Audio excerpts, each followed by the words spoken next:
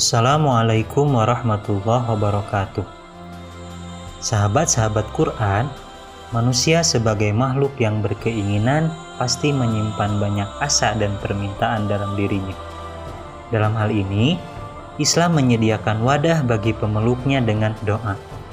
Lantas, apa yang dimaksud dengan doa menurut Al-Quran?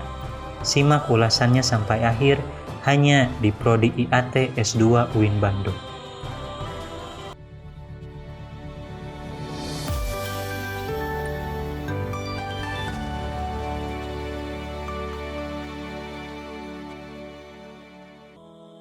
Doa secara bahasa berasal dari kata da'a yad'u yang dapat berarti menyeru, mengajak, meminta, dan lain sebagainya.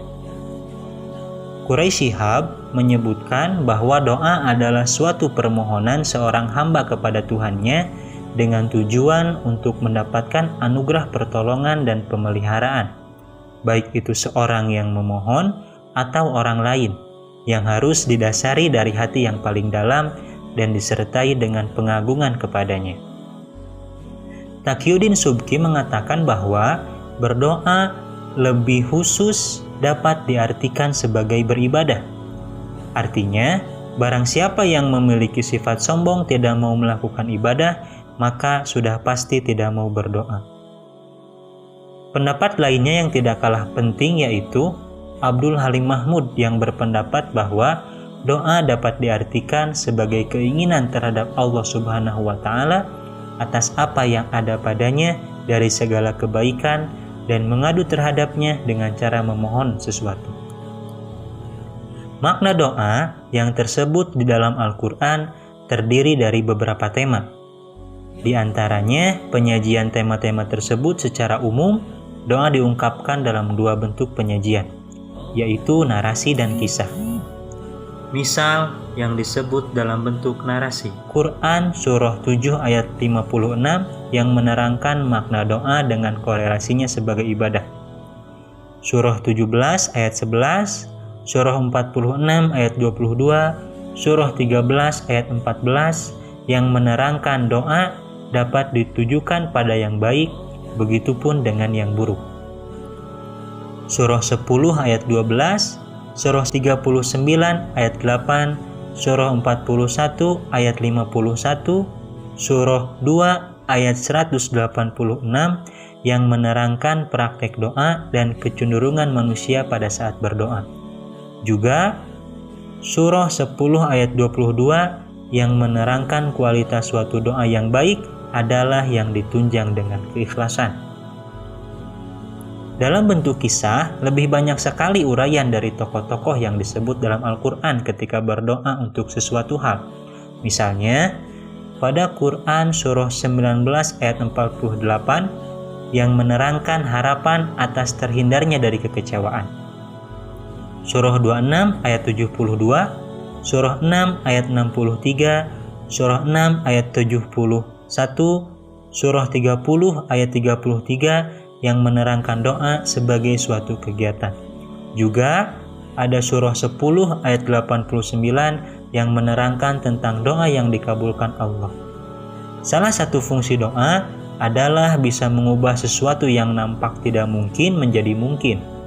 Sesuatu yang tidak masuk akal tetap bisa terjadi, sesuatu yang sulit menjadi mudah. Nampaknya hal ini yang kemudian dalam berbagai hadis sahih dan masyhur, doa disebutkan sebagai senjatanya orang-orang beriman. Sebagai contoh dalam Al-Quran, termuat doa dari Nabi Zakaria yang bisa dilihat pada Quran Surah 21 ayat 90. Setelah Allah Subhanahu wa Ta'ala menyebutkan tentang kenikmatan-kenikmatan istimewa kepada setiap Nabi, Allah menjelaskan tentang pemberian nikmat kepada Nabi Zakaria dengan memberikannya keturunan. Sedangkan beliau dan istrinya sudah dalam kondisi tua. Dalam doanya, Nabi Zakaria meminta keturunannya kelak dapat membersamainya untuk menguatkan ajaran Allah.